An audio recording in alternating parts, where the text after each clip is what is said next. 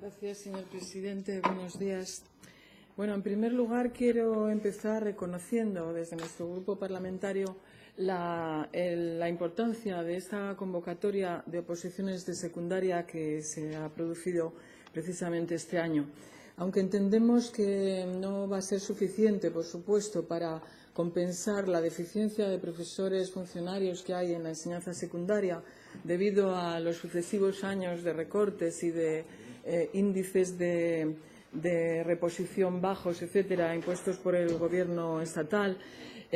Aunque no sirva para compensarlo porque aún hay un índice de interinidad muy alto, entendemos que este va a ser un buen impulso y es un buen comienzo para que en la enseñanza secundaria se pueda ir estabilizando una buena parte de profesorado interino. Sin embargo, desde que se anunció la propia convocatoria hasta ahora, en mi grupo hemos estado recibiendo cuestiones, preguntas, quejas, problemas de profesores interinos o incluso titulados que pretenden acceder a esta oposición, siendo o no siendo interinos, pero fundamentalmente por parte de los interinos, y queremos dar curso a este tipo de preguntas, transmitiéndoselas al Consejo de Gobierno, en este caso al señor consejero de Educación y Cultura. De tal manera que lo que aquí planteo de momento es más bien una serie de preguntas que corresponden a inquietudes que se nos han transmitido durante este periodo. Voy a empezar por el tema del calendario. El calendario no aparece exactamente no aparece en la convocatoria, como supongo que no tiene por qué aparecer en la convocatoria que se publicó en el BOPA el 4 de abril, pero ya se ha oído hablar de algunas fechas respecto del comienzo de las oposiciones. Entonces, quería preguntarle, señor consejero, si el calendario está ya fijado, está decidido. ¿Cuánto se prevé que puedan durar las oposiciones después de su comienzo? Si nos puede explicar una planificación, que supongo que ya tienen hecha, del periodo de oposiciones, cuánto va a durar, cómo se va a repartir aproximadamente los periodos para cada prueba, etcétera. Y en el caso de que se comiencen los exámenes, como parece que está previsto, antes de la terminación del periodo lectivo, de las clases en los institutos, nos gustaría saber cómo se va a compaginar los derechos de participación en las oposiciones, cómo se van a garantizar los derechos de participación a los profesores y profesoras interinas que estén todavía dando clase durante esos días y también a los miembros del tribunal. Eso en cuanto al calendario. Por ejemplo, esperamos sus explicaciones, pero entendemos que si hay profesores y profesoras que tienen su docencia lejos de las sedes en las que se convocarán los exámenes y entonces, además de tener que cumplir con una jornada laboral probablemente amplia durante la mañana, necesitarían un tiempo de desplazamiento. Eso es un problema que está preocupando a bastante gente. Además, si es el caso de profesores o profesoras que tienen que participar en los tribunales, les exigiría un esfuerzo extra, una especie de segundo periodo de jornada. No sabemos si se van a contemplar horas extras o se van a producir sustituciones para esos días. Bueno, esperamos que nos lo pueda aclarar el señor consejero en su respuesta. Después, en cuanto a los tribunales, ¿cuántos tribunales se prevé que puedan hacer falta para este concurso, dado el amplio número de plazas de especialidades? ¿Se va a fijar aproximadamente un número de opositores por tribunal o por lo menos un número máximo? Porque el periodo de inscripción en las oposiciones ya terminó y supongo que ya disponen de datos de los inscritos y de una previsión o aproximación de las personas que se presentarán a las distintas especialidades, puesto que sabemos que va a ser menor, naturalmente, que el número de inscritos, ya que muchos profesores y profesoras interinas han tenido que inscribirse en varias especialidades y, lógicamente, solo se podrán presentar a una, o previsiblemente, si el calendario se confirma y empiezan todas a la vez. Entonces, ¿cómo se van a organizar los tribunales? Si habrá un número máximo de opositores por tribunal. También, ¿cómo se designarán los los presidentes de los tribunales, que es una cuestión que queda a designación, entendemos, de la Consejería. ¿Con qué criterios se van a designar? Y, si es posible, ¿cuándo? ¿Cómo se podrá justificar en el caso de que haya algún tipo de conflicto entre opositores y tribunal? Porque sabemos que hay causas por las cuales una persona puede renunciar a un tribunal o un opositor puede impugnar un tribunal. Por ejemplo, en el caso de que se detecten miembros del tribunal que estén trabajando durante los últimos años en la preparación de opositores. Ese es un tema que ha resultado conflictivo, según podemos entender, en varias convocatorias, porque no siempre está claro quién trabaja como preparador de oposiciones, ya que muchas veces no es un trabajo, digamos, oficial o reconocido de manera oficialmente. Entonces, ¿está prevista esa posibilidad o qué criterios se van a utilizar para el caso en el que haya algún tipo de conflicto en este sentido? O cómo se resolverán los posibles casos de recusación. Entendemos que si hay tiempo suficiente se puede cambiar a un opositor de tribunal o cambiar a un miembro del tribunal también de sede, ¿no? También queríamos saber o confirmar, mejor dicho, las declaraciones que ya hizo el consejero al respecto de si se iban a fijar o no un número de plazas en los tribunales, es decir, si dentro de cada tribunal iba a haber un número máximo de plazas aprobadas. No sé si me explico. Si el número de aprobados depende de los tribunales o va a ser un número global para toda la oposición. Esto es un tema que también no aparece, por supuesto, en la convocatoria y hay preocupación sobre ello, aunque ya sé que ha habido declaraciones al respecto por el señor consejero. Y, por último, quería centrar un poco también unas preguntas en el tipo de pruebas. Voy a centrarme en las más importantes para no agotar todo el tiempo. Sabemos que las pruebas se dividen en una primera prueba con dos partes y una segunda prueba. La primera prueba tiene una parte que podemos llamar práctica y otra que es el desarrollo de un tema escrito, y después la famosa lectura, que ya de por sí también está muy cuestionada. Pero lo que entendemos más fundamental es que después de esta primera parte, que es eliminatoria y, por lo tanto, previsiblemente bastantes de los opositores quedarán imposibilitados de realizar la segunda prueba, pregunto, después de esta parte se habilitará un periodo o un sistema de reclamaciones que se pueda resolver antes de efectuarse la segunda prueba. Eso, señor consejero, creemos que es una cuestión importante que ya en otras oposiciones anteriores causó bastante discrepancia y que deja a opositores que hayan realizado la primera prueba, que hayan sido rechazados, es decir, que no hayan alcanzado la puntuación mínima, les deja en una situación de desamparo frente a posibles errores en la corrección o en la calificación de dicha prueba. Bueno, me limito a estas que son las cuestiones fundamentales y después, en la segunda parte, le preguntaré también, señor consejero, sobre la publicidad y la transparencia en el sistema. Gracias. Gracias, señora Massa. Señor consejero, tiene la palabra.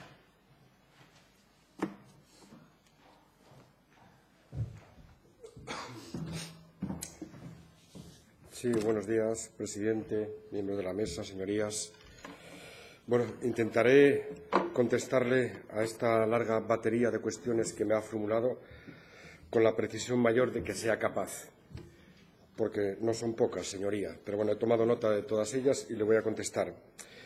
Pero antes, permítame que le diga que, en principio, no entendía bien a qué se refería o cuál era el motivo de esa grave preocupación que está causando la regulación de la convocatoria de oposiciones, porque, repito, no se me alcanzaban cuáles podrían ser esos motivos de preocupación. Ahora ha esbozado algunos de ellos, pero bueno, yo lo dejaría en preocupación. Grave no lo veo justificado. En todo caso, permítanme decirle, señoría, y no voy a redundar ya en los datos consabidos de la mayor convocatoria de oferta de empleo público desde las transferencias, el número de plazas, pero sí quiero ya de antemano señalarle y subrayar una cosa.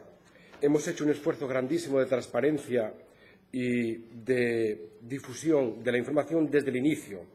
Les recuerdo someramente, en septiembre de 2015 anunciamos nuestra intención de sacar el mayor número de plazas vacantes según la tasa de reposición. En noviembre de 2015 anunciamos las especialidades, nunca se había hecho con esa antelación, las 30 especialidades. En febrero de 2016, pues digamos que negociamos también, o se aprobó la oferta de empleo público. El 18 de marzo, en una reunión con la Junta de Personal, comunicamos la propuesta y por fin se publicó, como sabe y usted ha dicho, el 4 de abril. Y también hemos anunciado que el 20 de junio se inician las pruebas. Por lo tanto, hubo un proceso de información, de transparencia, con el ánimo de dar esa seguridad y tranquilidad a los aspirantes.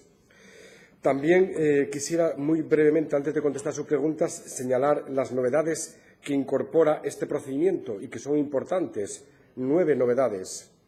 La creación de comisión de selecciones como garantía de coordinación de los tribunales.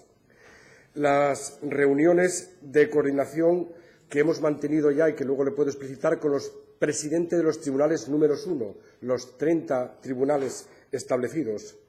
La asignación de plazas que usted preguntaba por especialidad y no por tribunal. El modelo normalizado de solicitud de participación. La publicación de los criterios de valoración de las pruebas que se hará próximamente. También los criterios para eliminar notas discrepantes en más de 3 puntos de 2 miembros del tribunal. Los criterios para elaborar las programaciones docentes. Los criterios de coordinación para el tema de la segunda parte a que usted hacía referencia y el sorteo de los miembros de los tribunales, que ya se hizo en condiciones de equiprobabilidad. Son 9 novedades, creo que nada desdeñables e importantes en la línea de esa transparencia, objetividad en la que tanto hemos insistido. Por responder a las preguntas que usted me ha formulado, brevísimamente le digo, calendario, sí, 20 de junio inicio, 15 de julio final.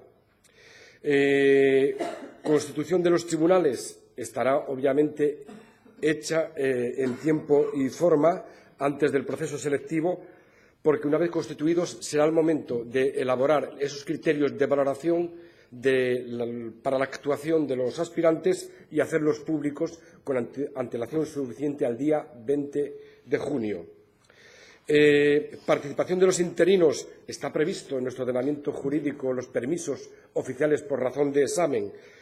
Naturalmente, los miembros de los tribunales esos días están exentos por razón de trabajo, no pueden estar en 2 sitios a la vez. Pero los interinos, los aspirantes, los aspirantes, sean interinos o no lo sean, tendrán los correspondientes permisos oficiales.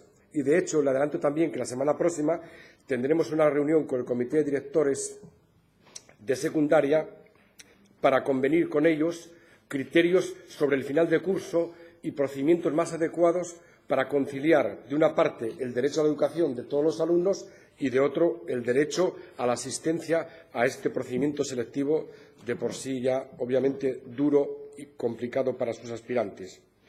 Me preguntaba usted el número de tribunales, 81. Número máximo de aspirantes por cada tribunal, 150. Presidentes de tribunales números 1 ya están nombrados y el resto también, porque son, como saben, designados por esta Administración. Y le digo más, cosa también inusual, he mantenido 2 reuniones, no una, 2, con los presidentes, con los 31 presidentes número 1 de cada especialidad, al objeto de coordinar el procedimiento y garantizar la máxima objetividad, transparencia y coordinación. He mantenido 2 reuniones, una la semana pasada y otra la anterior. Me sorprende lo que plantea sobre los miembros de tribunales y posibles causas de abstención. Está previsto en la Ley 30/92 los motivos de abstención y recusación. Todo aquel que esté incurso en alguno de estos motivos no puede estar o puede ser recusado. Por lo tanto, ahí no veo ningún problema. Las plazas ya le he contestado que son por especialidad, igual que el sorteo, que no me ha preguntado, pero como no, se lo digo en todo caso, es único también por especialidad y no por tribunal. Y la primera prueba es eliminatoria, como usted bien sabe, pero el procedimiento selectivo es uno y las reclamaciones que quepan en derecho serán las que tengan lugar después del procedimiento selectivo. En todo caso, si tuviera que concluir, aparte de haberle contestado, creo, a todo lo que me ha preguntado, corríjame si no es así, creo, señoría, que la grave preocupación de la que usted habla no debiera ser otra que la que se derive de la necesidad y conveniencia de los aspirantes para que estudien y dominen los contenidos objeto de la oposición, porque en lo demás estamos trabajando con una antelación y garantías más que suficientes para que el proceso se ajuste a derecho y salga bien. Gracias. Gracias, señor consejero. Señora Massa tiene de nuevo la palabra.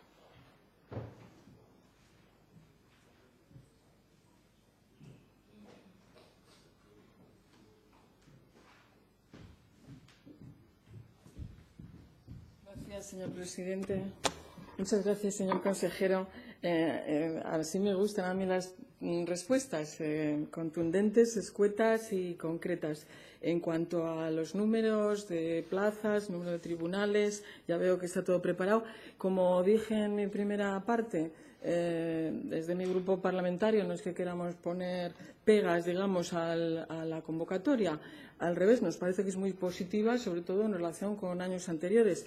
Pero sí que es cierto que suscita preocupación. Es natural porque por mucho que se intenten controlar los diversos aspectos de un concurso de este tipo, hay mucha gente involucrada, muchos candidatos y que tienen sus preocupaciones, sobre todo por temas, bueno, por algunos temas que pueden aparecer en la convocatoria que no les convencen y también por otros temas que quizás no, que no aparecen en la convocatoria porque supongo que no tienen que aparecer, pero algunos de ellos tendrán que ser desarrollados o publicados de alguna forma más adelante con una disposición.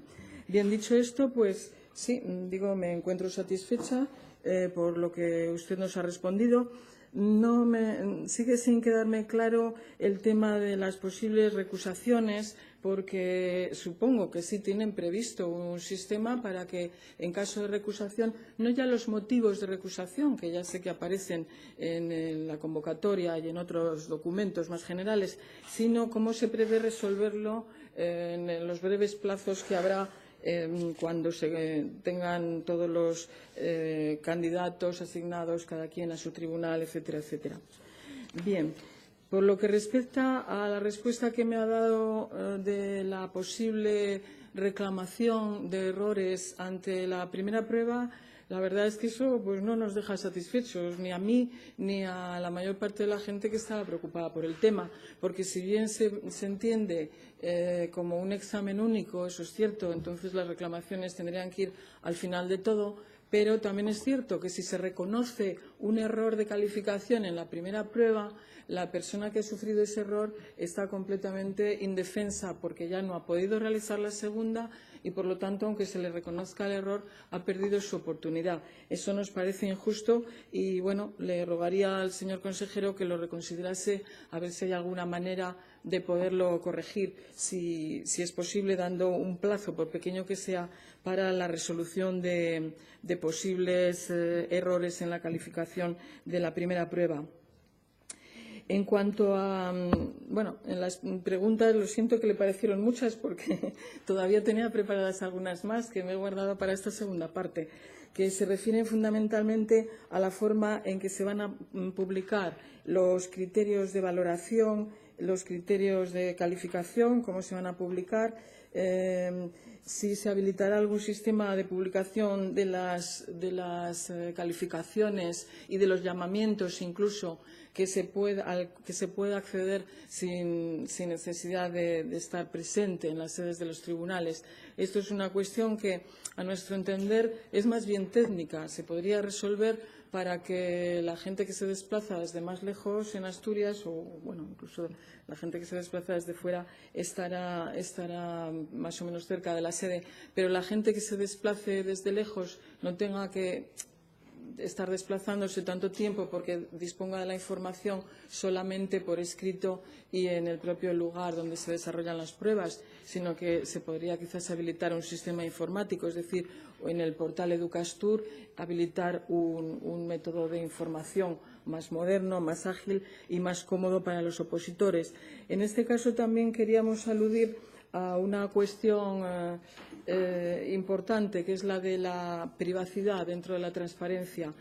Bien, esto daría lugar a una discusión larga, pero entendemos que la publicación de las calificaciones con nombres y apellidos puede tener también sus discrepancias. Entonces, opinamos que se podría quizá publicar unas listas de calificaciones con el DNI o con alguna clave que pueda dar información a cada uno de los opositores sobre su calificación y también sobre las calificaciones generales, pero sin dar a conocer prácticamente a todo el mundo que quiera o pueda acceder la calificación de cada uno con nombre y apellidos, ¿no?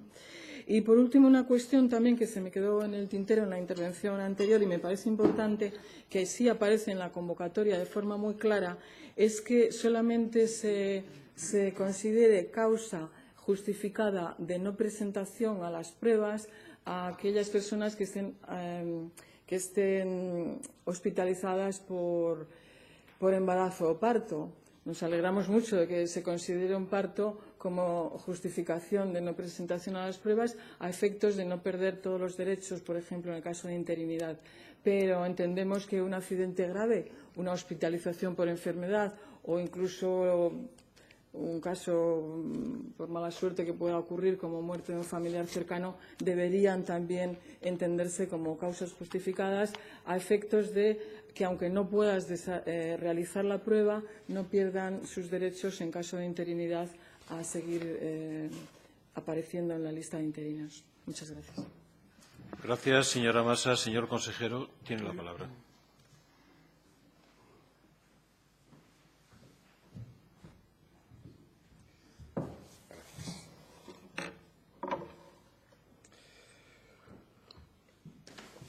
Bueno, señoría, en esta segunda parte ya fueron menos las preguntas.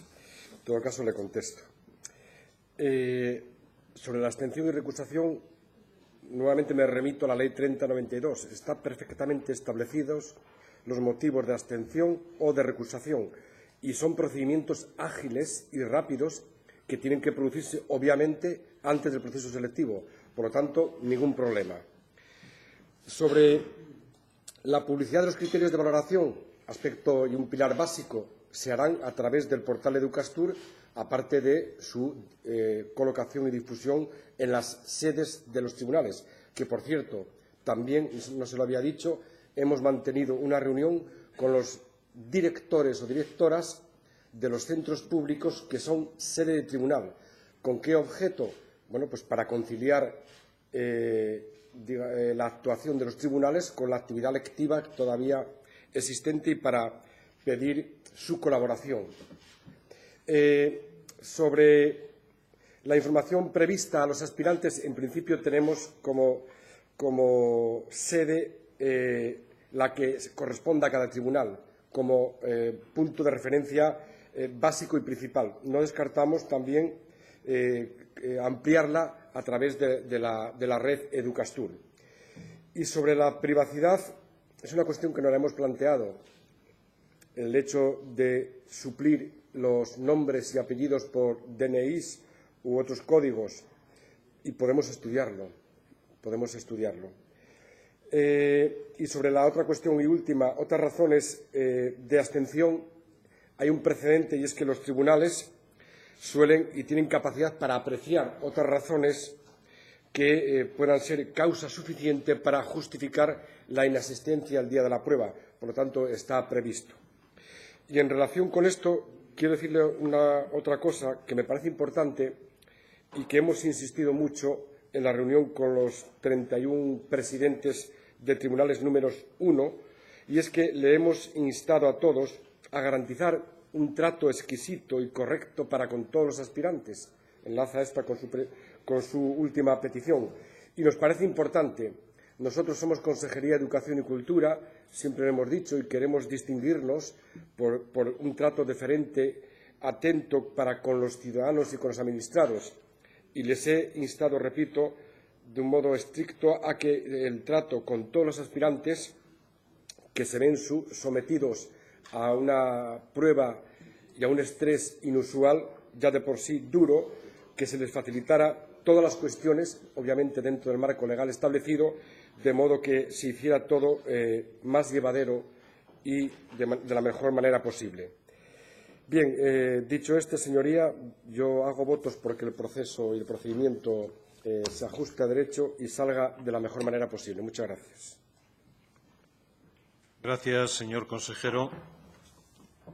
Les comunico que se ha retirado el punto número 5, pregunta que formula el Grupo Parlamentario Podemos Asturias. Pasamos al punto número 4, pregunta urgente del diputado del Grupo Parlamentario Popular, don Pedro de Rueda Gallardo, al Consejo de Gobierno. Señor de Rueda, tiene la palabra para formular la pregunta.